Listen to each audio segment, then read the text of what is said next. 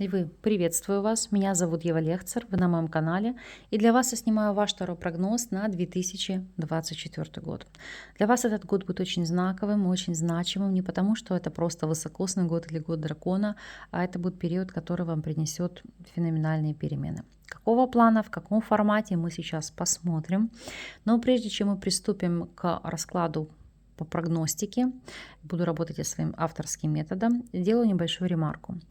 Тем, кто ждал расклад на 12 домов по всем сферам жизни, он также будет, но выполнять мы будем его с позиции аналитики. Что вам необходимо, нужно будет проработать по каждому из домов. А сейчас мы смотрим на прогностику, то, что наиболее вероятно осуществится у вас в жизни в течение года. Сегодня работаем с волшебными колодами Dream Spell, а также Golden Tree Tarot. Используем их в качестве проводников, поэтому настраивайтесь и будем с вами смотреть. Карта вышла сама, значит, так и нужно. Итак, работа, карьера, реализация. Падает аркан Солнца. Солнце — это всегда колоссальная энергия, это прилив сил, это радость, это реализация, это открытые возможности. Для некоторых это обретение своей ниши. Некоторые получат карьерное продвижение или увеличение дохода. Но у тех, у кого свой бизнес, это просто вопросы процветания. Даже если вы не работаете, по ряду причин работать не можете, Солнце — это получать радость, удовольствие от повседневной рутины, от бытовых обязанностей, задач и находить отклик в этом, свой рост, свою реализацию, потому что так или иначе вы несете помощь людям, своему окружению, своей семье, даете им поддержку, даете им зону комфорта. И в этом вы будете раскрываться, получать полноту жизни, счастье. Но, тем не менее, раскроем мы с вами этот аркан, посмотрим, как для вас будут звучать эти энергии. Вот прям пошло 4 карты, поэтому я так и оставлю. Сейчас мы раскроем и этот аркан. Итак, 4 мечей, туз жезлов и 6 чаш. После некоторого периода застоя, или, так сказать, передышки, туз жезлов и 6 чаш — это желание что-то возродить. А именно, это может быть хобби, которым вы ранее увлекались. Это может быть ситуация, когда вы предлагали какой-то вид услуг или товаров, и сейчас вы можете заново это внедрить, допустим, в свой бизнес, в свою линейку. И если же вы являетесь наемным сотрудником, то помимо, допустим, основной работы, у вас может быть хобби или другая работа, подработка, в которой вы реализовывали себя ранее. То есть это возродить то, что, по сути, для вас в некий период времени потеряло смысл. То есть открыть для себя это по-новому. И сейчас мы посмотрим еще, о чем здесь говорит. Вам выпала пустая карта, закрытая карта. То для вас это, знаете, как информация-сюрприз. Объясню почему. Потому что по этой связке карт это, знаете, как некий период не то чтобы даже трансформации, а неожиданности. То есть будет очень много сюрпризов. Но в большей степени это будет для тех, кто сейчас у нас не работает и работать не может. Потому что даже будучи, допустим, дома, занимаясь повседневной рутиной, у вас может появиться какое-то хобби или ниша, которая, по сути, вознесет вас наверх социального успеха. Поэтому вот так. Интересный такой у вас уже начинается прогноз. Смотрим финансовую сторону вопроса. Что здесь по финансам? Отшельник. Отшельник сама по себе, эта карта не является арканом накопления или финансового роста. Это больше карта структуры. Это, знаете, как думать о завтрашнем дне. А именно, это вопросы накоплений. Не могу сказать, что экономии. Здесь может быть, конечно, отказ от чего-либо, от каких-то серьезных трат, но ради великой идеи. Потому что он не зря здесь стоит, как мы видим, фактически на обрыве с этим вот фонарем, это искать свет и перспективы будущего. То есть для многих это копить на старость или что-то покупать, во что-то инвестировать, что когда вы уже будете в преклонных годах, может для вас быть такой финансовой подушкой безопасности. Допустим, кто-то инвестирует в бизнес, кто-то в недвижимость, кто-то в какое-то развитие. То есть здесь этот год будет показывать вам, что нужно будет сконцентрировать максимум своего внимания на вопросах накоплений, страховок, пенсионных программ. Потому что страны разные, все меня смотрят в разных странах. И у тех, у кого эти программы действительно работают, не являются эффективными, то это уже сейчас задуматься о будущем. Конечно же, эта карта может указывать на траты также на пожилых людей, допустим, в вашем окружении. Смотрим, что здесь. Как мы видим, тройка чаш, король жезлов и карта влюбленный. Это все-таки вопросы накопительных программ, потому что тройка чаш это наполнить, это получать радость. И как следствие король жезлов и влюбленный это иметь какую-то поддержку в будущем. Безусловно, здесь еще может быть финансовая поддержка или ресурс для вас со стороны возрастного человека. Не обязательно это родственник, это просто может быть там, не знаю, друг, знакомый или бизнес-партнер, который вам дает старты и возможности для реализации ваших идей. Потому что текущие арканы показывают на прекрасное финансовое положение и видите новые возможности, потому что влюбленные вас поддерживают в каких-то начинаниях, особенно если вы что-то новое открываете или во что-то новое инвестируете. Смотрим вопросы состояния здоровья. Прям вот просится, ну у вас сегодня карты просятся сами. Так, звезда, что у вас по звезде? Звезда, карта сама по себе прекрасная в плане здоровья, объясню почему. Потому что это карта детоксикации, это вопрос омоложения, это карта закаливания, то есть это для себя применять как новые практики, которые раньше вы не внедряли в свою жизнь. Потому что здесь акцент на том, чтобы остановить процесс старения. Это вопросы омоложения, ну и, конечно же, прекрасного самочувствия. Почему говорю детокс? Потому что звезда это всегда акцент на устранение шлаков. В первую очередь, знаете, как желание очистить сосуды и свой организм от всего лишнего, от всего ненужного. Но так ли это? Будем смотреть. Помимо всего прочего, звезда это какие-то физиопроцедуры. Ну, в особенности, если у кого-то есть какие-то проблемы там с суставами или с сосудами. Смотрим, что по факту. И у нас здесь ложатся арканы. Колесо фортуны, десятка монет и туз монет. Ну, во-первых, для вас это как повернуть время вспять, а именно убрать какие-то наследственные заболевания или наследственные факторы, ну, допустим, преждевременное старение, за счет, знаете, как такого глобального подхода к сбережению вашего здоровья. То есть это и спорт, и правильное питание, и прием БАДов. Потому что, видите, здесь, если смотреть по этим картам, это для вас именно вопросы, связанные с продолжением жизни, плюс улучшение качества жизни и вашего самочувствия. В особенности, если мы посмотрим, здесь это может касаться тех, у кого есть проблемы с желудочно-кишечным трактом и 12-перстной кишкой, кишечником в частности. И если это вопросы наследственного порядка, то это действительно могут быть глобальные чистки. Ну, конечно же, под руководством врача, не самостоятельно, но здесь, как для вас, если смотреть, десятка монет и туз монет, это, знаете, максимальный акцент на укрепление вашего иммунитета. Ну, потому что иммунитет у нас это наш кишечник. И здесь вы будете сконцентрированы на этих вещах. Смотрим, что же вам привнесет, какие энергии, какие перемены принесет личная жизнь. Что у вас здесь? Жрица. Ух ты. По жрице. Конечно же, это может быть формат тайных отношений. Не обязательно это любовные связи или адюльтер. Это просто может быть тот факт, что вы не захотите, так сказать, светить в социум новое партнерство, новый союз и действовать по принципу счастья, любить тишину.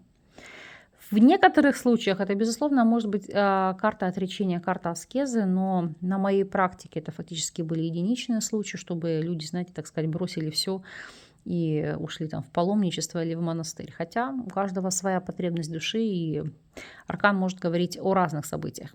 Будем смотреть, будем раскрывать и анализировать, о чем говорит вам данный аркан.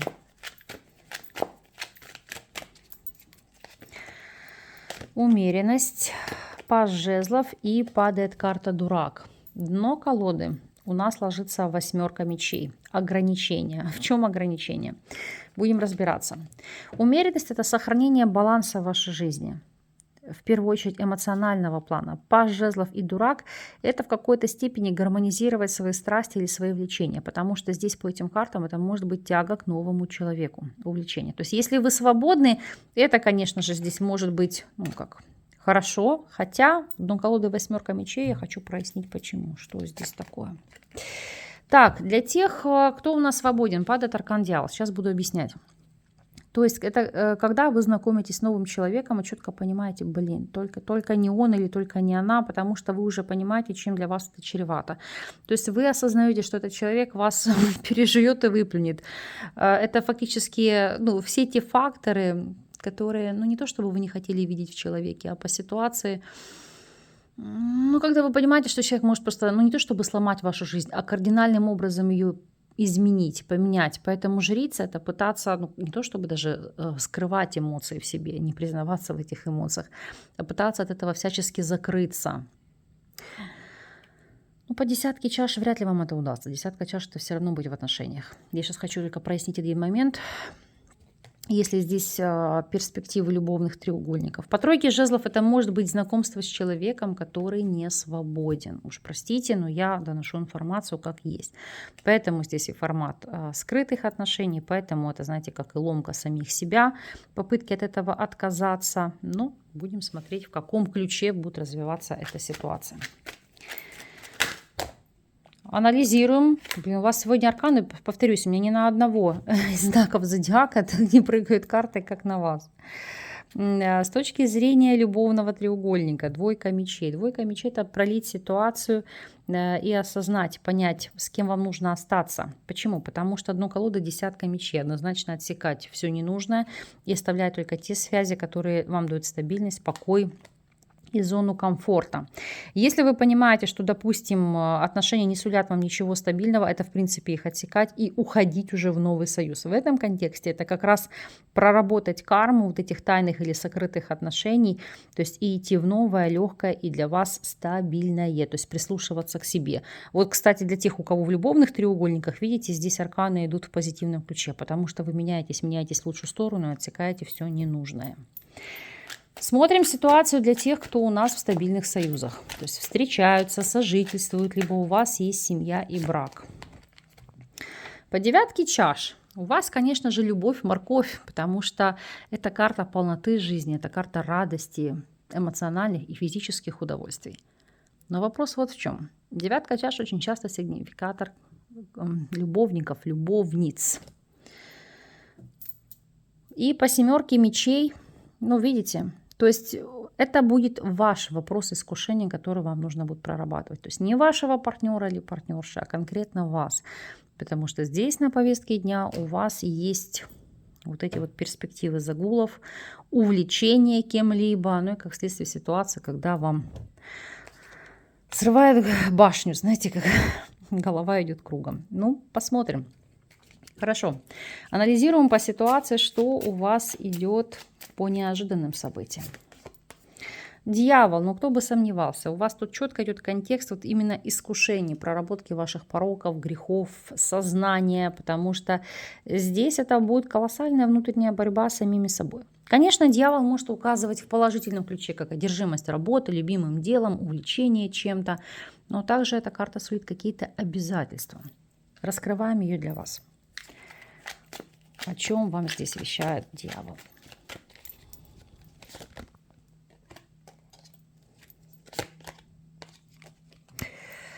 Ай, не-не. Ну, тут по-другому, понимаете? Вот хочешь вытянуть другие карты, но не получится. Смерть, жрица и тройка мечей. То есть для вас это все-таки формат любовных треугольников, который в вашей жизни поломает все или поменяет все, всю вашу жизнь от А до Я. Это прям, вы знаете, какой-то кармический фактор, от которого вам не удастся уйти или не удастся его избежать. Единственный положительный аспект, который я здесь вижу под текущим арканом, это обретение житейской мудрости через, ну не могу сказать какие-то страдания, но через какие-то болезненные для вас ситуации. Это если в таком ключе, в таком контексте смотреть. Опять же, тут действительно может быть ситуация, когда вы будете, знаете, как закончить, обрезать, обрубить ситуацию, связанную с зависимостями, потому что вы понимаете, что эти зависимости ломают вашу жизнь или отравляют ваше существование. Но основной посыл, конечно же, по картам, повторюсь, это формат любовных треугольников. И вот здесь это нужно будет как проработать, поломать и выйти из этих созависимых отношений. А именно, то есть если вы хотите их развить, они должны быть только, так сказать, в официальном ключе, открытом ключе, то есть не прятаться по кустам, а отношения вы строите открыто. Если вы понимаете, что таковой ситуации здесь быть не может, это отказ от подобной формы отношений, потому что если вы в них залиплете, то в последующем этот союз, повторюсь, может поломать вам все сферы жизни. Почему все? Потому что переживания сказываются на здоровье. Завязание или одержимость эмоциональной человеком негативным образом скажется и на вопросах карьеры, реализации, на вопросах заработка, да на всем. То есть для вас это такой, ну, самый-самый, наверное, ключевой фактор, поэтому будьте здесь осторожны. Смотрим, о чем нам расскажут карты. Карта года, карта совет, что уйдет и что придет. Что от вас уйдет в течение этого периода? По карту дурак. Ну, какая-то легкость, беззаветность, сумасбродство, инфантильность. И самое главное, это ваша боязнь начинать нечто новое. То есть здесь вам уже все по силам, все по плечу, и вы с легкостью, по сути, будете, скажем так, выстраивать свою жизнь по кирпичикам. Опять же, в плане взаимодействия с детьми. Если взрослые дети, то дети могут действительно уехать от вас, начинать свою собственную жизнь самостоятельную, и вы уже будете иметь меньше на них влияния. Раскрываем карту. Смотрим, что там по факту. Повешенный, мир и десятка чаш. Смотрите, уйдет у вас как инфантильное отношение к отношениям, к построению отношений, или ситуация, когда вы в омут с головой. То есть теперь к отношениям вы будете относиться осознанно, потому что повешенный мир и десятка чаш — это не спешить форсировать события, это не спешить окунаться в отношения. И опять, если смотреть по текущему взаимодействию, это не привязывать к себе своих чад, а отпустить их в свободное плавание, потому что мир и десятка чаш, да, это как бы любить на расстоянии своих близких, своих родственников. Но и еще такой момент, здесь идет изменение установок. То есть, например, если вы жаждали, стремились или искали, вот я хочу, чтобы моя избранница или мой избранник были там иностранцами, то вот изменение концепции, совершенно другой взгляд на вещи, совершенно иной подход к ситуации. Будем смотреть, что придет. Придет аркан повешенный. Повешенный — это у нас всегда духовный и личностный рост. Это новый подход, новая жизненная концепция. По принципу не можешь изменить свою ситуацию, измени свое отношение к ней. Опять же, это вопросы жертвенности, то есть жертвовать чем-то ради кого-то или чего-то. Но так ли это? Давайте оценим.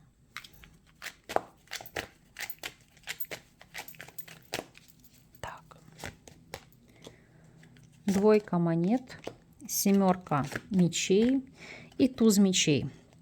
Здесь жертвовать какими-то отношениями, потому что, смотрите, двойка монет — это альтернатива, это баланс, это выбор, это когда вы пытались сравнить, сопоставить, выбрать, адаптироваться. Семерка мечей, как вот искоренить этот вопрос, предательство.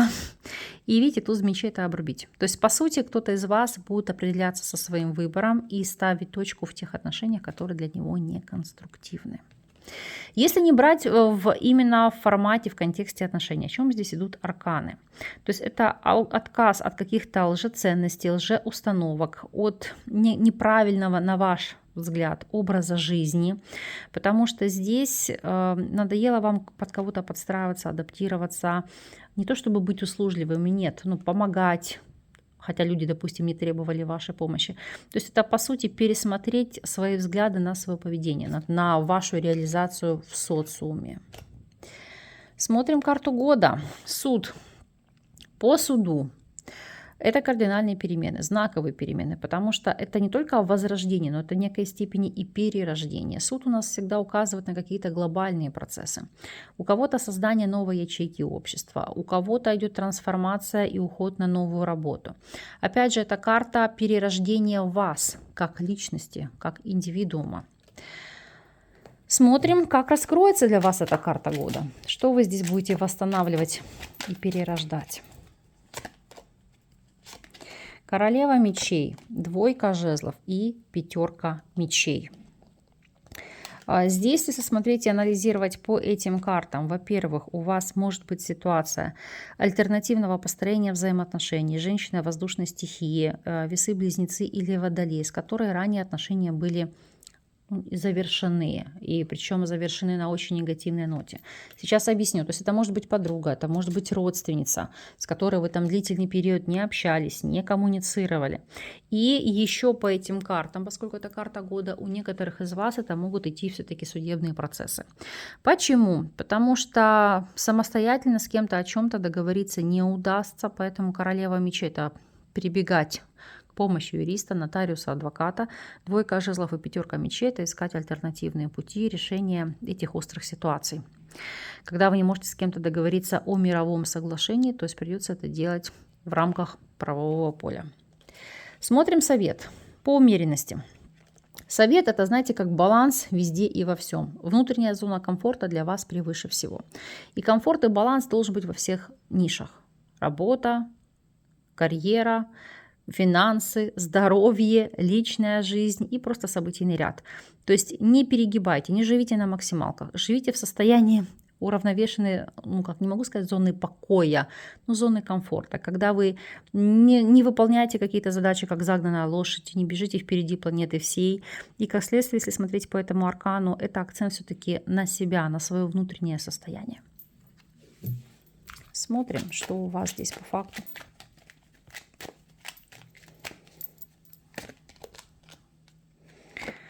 Восьмерка монет, тройка жезлов и карта отшельник.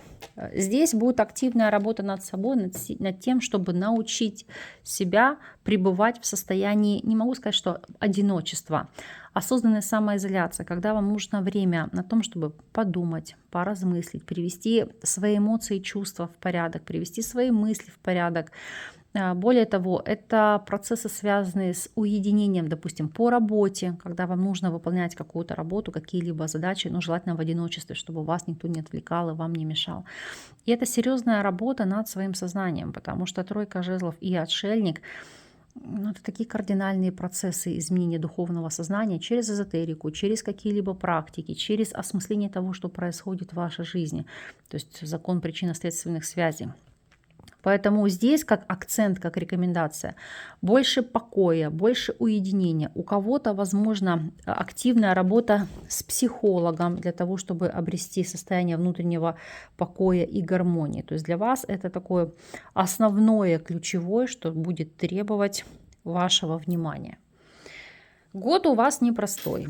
В большей степени, если смотреть, как мы видим, завязано в вопросах личной жизни. Конечно же, эта информация у вас может не отыграться, потому что для вас в большей степени может активно звучать асцендент, если он у вас в другом знаке. Поэтому смотрите, сопоставляйте, сравнивайте.